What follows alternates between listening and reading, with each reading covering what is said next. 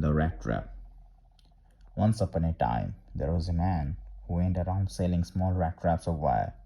He made them himself at odd moments from the material he got by begging in the stores or at big farms. But even so, the business was not especially profitable, so he had to resort to both begging and petty chivalry to keep his body and soul together. Even so, his clothes were in rags, his cheeks were sunken, and hunger gleamed in his eyes. No one can imagine how sad and monotonous life can be, appear to such a vagabond who plodded along the road, left to his own meditations. But one day, this man had fallen into a line of thought which really seemed to him entertaining. He had naturally been thinking of his rat traps, and suddenly he was struck by the idea that the whole world about him, the whole world with its lands and seas, its cities and villages, was nothing but a big rat trap.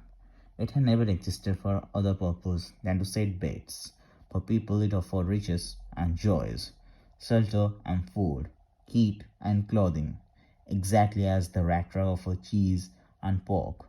And as soon as anyone let himself be tempted to toss the bait, it closed in on him, and then everything came to an end.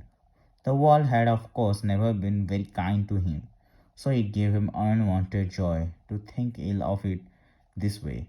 It became a cherished pastime of his during many dreary plottings to think of people he knew who had let themselves be caught in the dangerous snare, and of others who were still circling around the bait.